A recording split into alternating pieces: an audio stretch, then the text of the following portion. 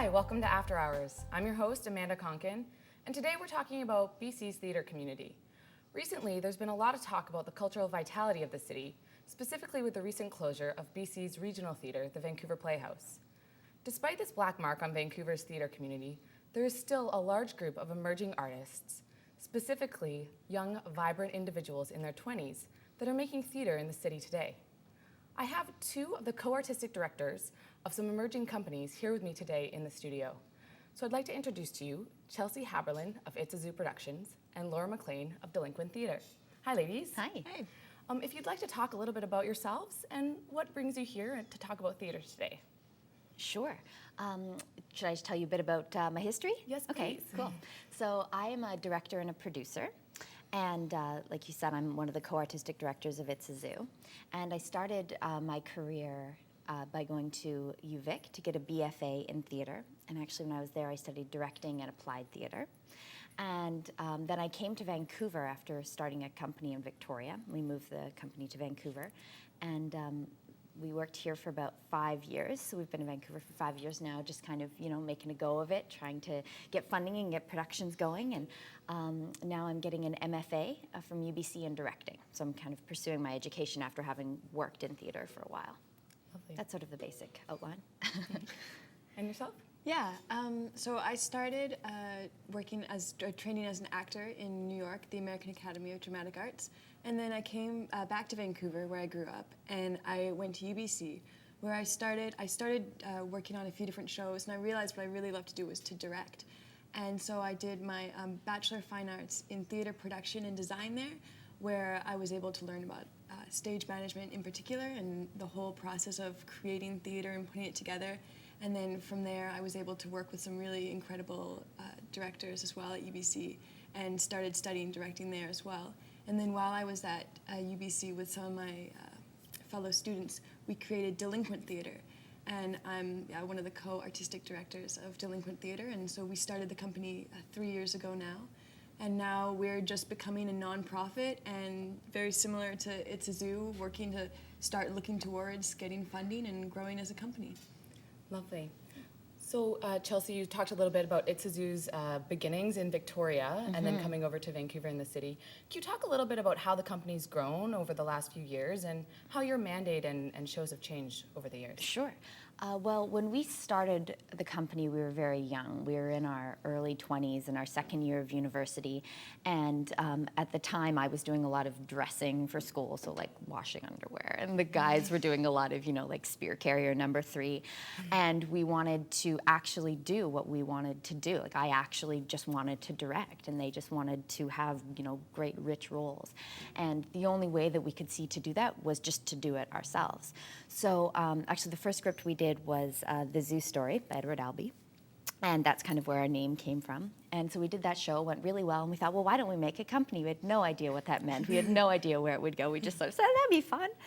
And I'm really stubborn, and I'm really determined, and then I just kind of didn't stop. I just sort of kept on going with it, and the guys have just, we've been there all along together, just kind of making a go of it.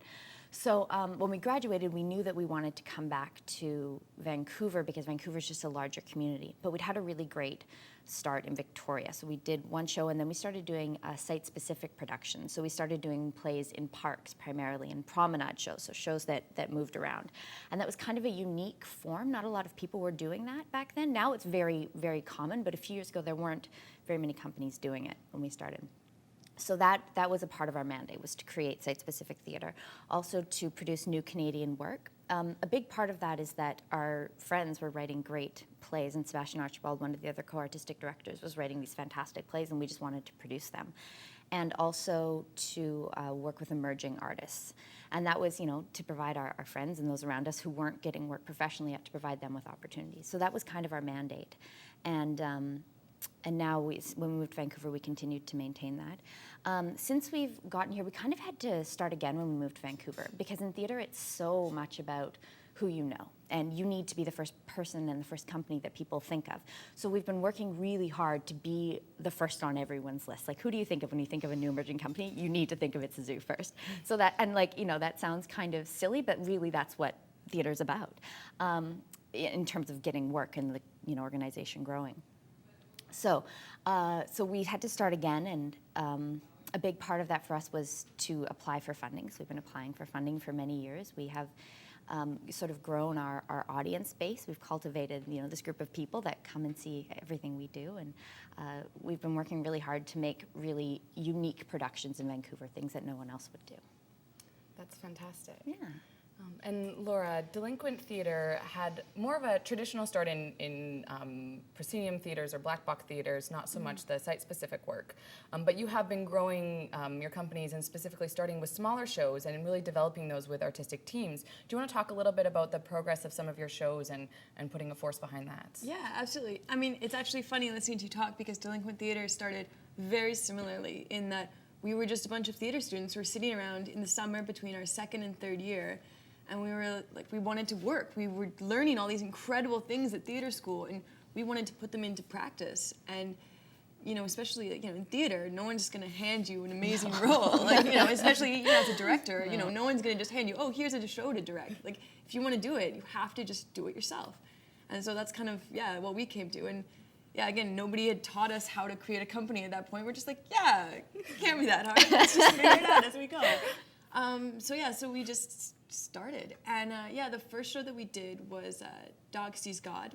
And so we did that in the summer of 2008. And it was at the Havana Theater, which was it's a nice space in that it's small, so it's accessible for a young company just starting out. It was, looking at budgets with practically no money, okay, that looks feasible, we can do that. So we started with, what can we do? And then the following summer, and then that went really well for us. We sold out houses and people responded really well to it. And so we were like, okay, well, this was great. We loved it, so we just kept going. And then the following summer, we did Spring Awakening again at the Havana, which was, again, it was great. We sold out houses. That was critically well received. It was a great experience. And so then, we kept going. And now we've all just graduated from UBC now. And so now we're looking at how do we grow this company? Because for a while it was just the thing we were doing in the summer to give ourselves exposure so we could actually work.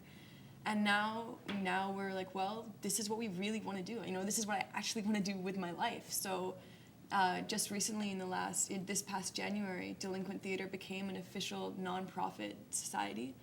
And so now we're looking at, okay, now we can start to apply for government grants. And so that's definitely one of the next steps because, you can create really cool things with no money and just yourselves. That's really great. But there's definitely that next step of, how do we look towards growing? And to grow, we need to start looking at, can we get government support? And can we get sponsors and donations? So that's definitely the thing that we're looking towards working on next. Lovely. And actually, both your companies, ITSAZOO Productions and Delinquent Theatre, have had a history of working together in the past, I believe. Yeah, we did. Talk a little bit, I think it was Bridge Mix this past year. We, one of the things that we realized when we moved here is that there were lots of companies just like us, creating different forms, different kinds of theater, but lots of companies who were, just trying to get people to see their shows and trying to make connections within the larger theater community. Because there is a fairly large gap between people who can pay equity actors and have, a paid administrative staff, and the people who are just kind of doing it because they love it, but they haven't quite reached that level yet. So we saw that there were lots of those people, and we realized that that the older organizations were sharing resources and sharing audiences, and they were all collaborating in a way that we weren't seeing happening on our level. And so we thought, okay, well, we'll take the initiative and we'll produce a show that brings together, the original goal was 10 emerging theater companies. And because we do site-specific theater, we thought, wouldn't it be amazing if we produced a play in a parkade, where we took the top 3 levels of a parkade, and we had these 10 companies each do 10-minute plays on the different levels, all new works with all of these very different organizations. So we approached a bunch of companies, and Delinquent was involved in the second year. That we did that. So we did it for 2 springs in a row. And it actually ended up being a really amazing experience. It brought in it really did what we set out to do. It created partnerships and relationships between all of these different companies who previously weren't talking to each other at all. It also helped us to share audiences. So people who before only knew Delinquent now knew ITSAZOO and Up in the Air Theatre and Spectral Theatre, and likewise. Yeah. So it was a really amazing experience. Plus, it was a really fun show. We had this roving bar that went up the 3 floors, and every night we'd have a party on the rooftop, and on Saturday nights we'd have a band, and that was kind of a big part of it too. Is that it's really great to work together, but as soon as you start having fun with other people too, that's when sort of the partnerships and the relationships really build. So. It was a really great And theater experience. should be fun. That's one of Yeah. Delinquent's sort of mottos, is to unite good theater with good times. Like, it should be something that people want to come. And Having a bar is important. Yeah. It really is. We always have a bar. Plays are better with a bar. Yeah, and Bridge Mix was really great for Delinquent Theater because we got to share that audience and got a wider audience. And then so the 10-minute show that we did there called Parked is this like 10-minute musical, and it went really well, and everybody responded to it really well, and there were a lot of people saying afterwards, like, you guys should expand this. You should write more music, and we had so much fun writing. Christine Quintana and Michelle Keller, who wrote the music, they had so much fun doing it. We were like, well, we gotta do more of this, and so now we are currently expanding it into a full 1-act musical called Stationary. That's going to be at another theater festival this summer at the Neanderthal Theater Festival. Okay. So it was it was actually a really good. Leaping off point for, and it gave you guys an young opportunity to have really strong reviews that you could Yeah, use going forward, absolutely. and just the support of all those Yeah. people. Well, and you mentioned Neanderthal Arts Festival, which does sort of have a mandate or speaks to Up in the Air Theatre is the organization of this. And they do really reach out to emerging companies and as a showcase for them. And you were also talking about the different level of theater arts, though, and the different audiences that are attracted by that. So I'm really curious, we should talk about this a little bit more, because you just slightly touched on it, but how you're saying these older companies were sharing resources, and that's something that younger companies didn't think of until you started to bring people together with Bridge Mix. What do you think the major differences are between the smaller emerging companies and these larger established companies in terms of their audience and the way of thinking about working together? I think, really honestly, one of the biggest differences is that they have more money than we do. So they're able to devote 40 hours a week, if not more, of paid time to growing the organization, to developing audiences, to working together. If we decide to work together, we're basically volunteering, and we're saying, this would be something that would be fun to do. Let's hope that at some point there's some money down the line that'll come for this. So, I mean, that's sort of the major difference between the two levels. And I mean, because of that also, they can create a lot of times work that has higher production values, and they can cast actors of, that are more experienced. So there's that. In terms of audience, one of the things I see is that we have a lot of young people that come to our shows in a way that I don't always see happening at, sort of the higher level of theater. I don't know if the more established level of theater. So we, most of our audiences are between like 18 and 35. That's kind of our range. So that's something that we do, and I hope that as we grow as an organization, that demographic continues to stay with us, because I think it's a really underserved audience in the theater community. Mm-hmm. Well, what are some of your thoughts, perhaps, Laura, jumping off of what Chelsea just said, in terms of cultivating a younger audience to come out to see shows? Because one of the mandates of Delinquent is to have fun when you come to the theater, and I think that that's something that the 20s, early 30s do want to experience in their daily lives if they're coming out on a Friday night. Absolutely, and I think a lot of it also comes from, when you're a writer, they always say, write what you know. Well, when you're putting on theater, tell stories that you know. And so, just kind of almost just naturally, when we were looking at stories that we wanted to tell stories about our generation. We wanted to tell these stories about, young people. And then those are the stories that then, they speak to young people. So that's sort of the conversation, in a way, that we like to have with our audiences in the theater. And so I think, in a way, it's kind of happened just but naturally, by way of how old we are and our own experiences. Now, because you are both emerging companies or have been working with younger demographics generally in terms of your artistic teams and managing, do you find there's a little bit of a stigma, or have you ever come across that when you're dealing with more established artists in the arts community? What kind of a reception are you thinking that there is for you as an emerging artist within this environment? Well, I think it's been quite supportive, really. You know, it's one of those things that there just aren't that many jobs, really. Like you know, some of the more established companies, you know, they just don't have that many jobs to offer all the time. So they're going to offer the jobs to the people that have worked with them for a long time, and just those people can keep their jobs. So, but I feel like there is a support there. It's just, yeah, sometimes you just have to make it yourself in a way. Our experience has been a little bit different because we came from Victoria. Because you guys came from UBC, they sort of grew up into this community. Yeah. We kind of transplanted ourselves. I mean, I'm from Vancouver, but I didn't go to school in Vancouver, so nobody knew us. And so for us, it's been years of just knocking down doors. I have sent more emails than I can, shook more hands, been to more opening receptions. There's been a lot of that because like I said, they need to know who you are in order to know to give you work. And so we've, you know, been working on our own, trying to, you know, get there on our own, but we've also been really trying to know everyone we can at every level.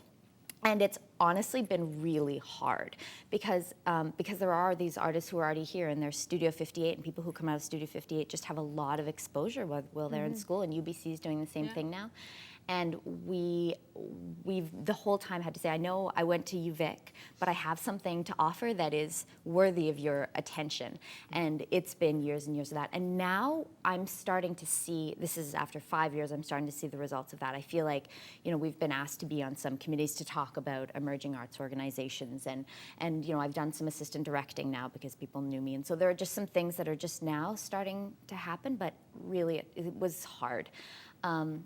And I think that there are really great mentorship opportunities for young companies and for young artists, but they, like you said, are really few and far between. Yeah. So it's challenging.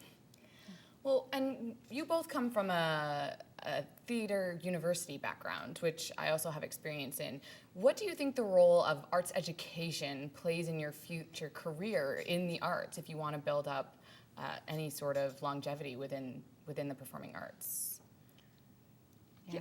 You go ahead. Yeah, well, I mean, I think that, I think it is important. Like, there are a lot of really great schools in Vancouver for the arts.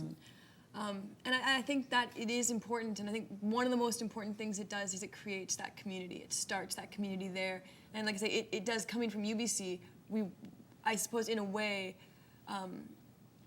we were introduced to a lot of the different things by way of being from UBC. You know, everyone that's really started originally working in the company was from UBC, and that has been, it's nice because they're very supportive, and the staff are great there, and the teaching staff, and so it's been definitely, yeah, it helps to sort of cultivate that community, definitely. Yeah, I wouldn't have had a theater company, I don't think, if I didn't go to school. Yeah. Because you're in that really nurturing environment for, you know, I was there for 5 years doing my BFA. And you know, that's how I got to know all these people. But I mean, I would say, I think it's important to go to school where you want to work. I think that's an important thing.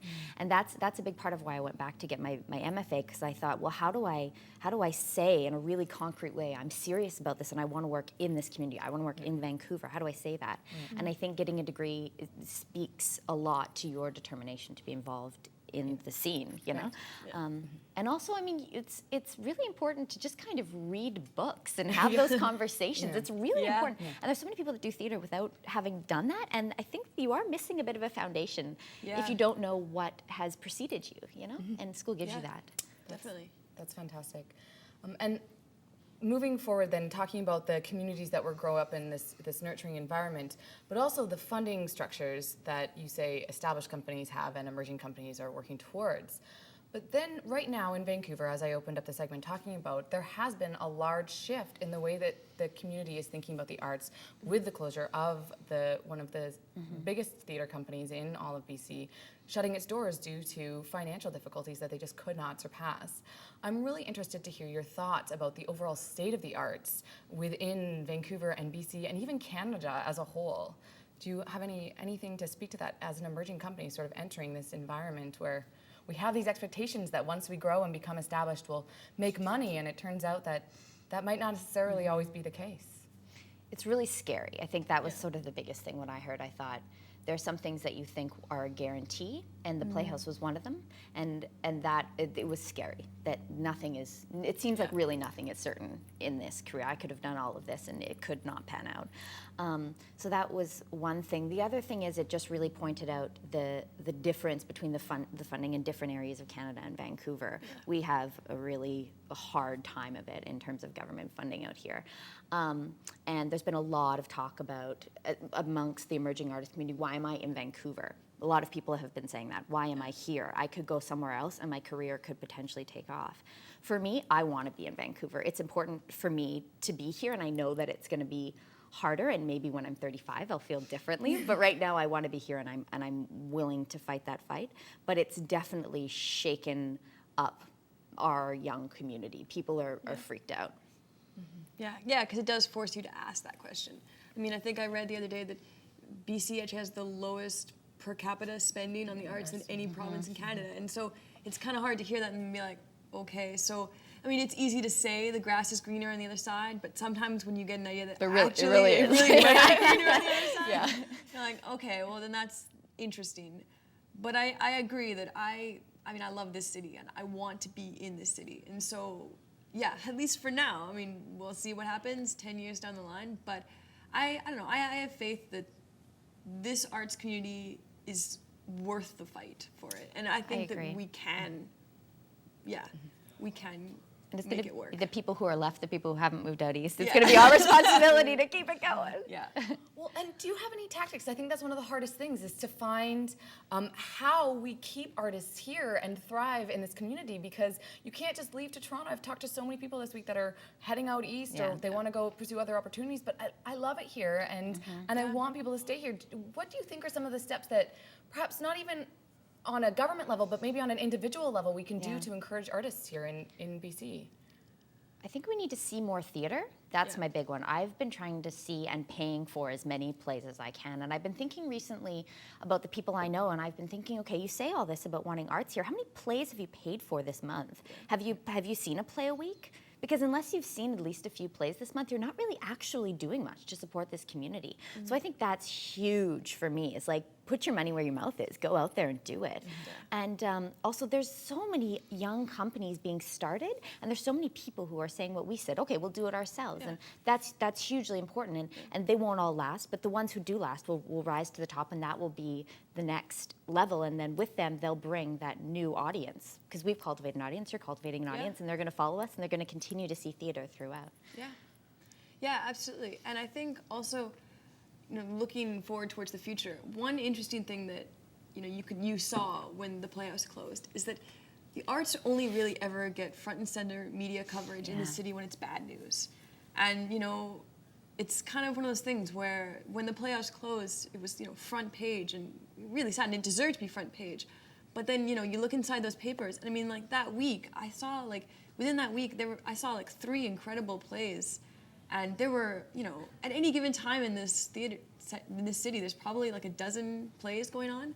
And if you look at those newspapers, you're not going to find reviews of all those dozens of plays that are going on in the city. And I think that is a hurdle that we have to overcome, because, the theater community, it's a very passionate community, and the theater goer audience is a very passionate audience, I believe. But it's kind of a cult audience in this city. And I think one thing that if we're going to look towards the future, and growing as companies is great, but we need to also grow our audiences beyond the sort of cult theater audience, because they're great and we would not be here without them. But we also need to start finding ways to tap into the rest of Vancouver. Because the rest of Vancouver deserves to know how much theater is going on in this city.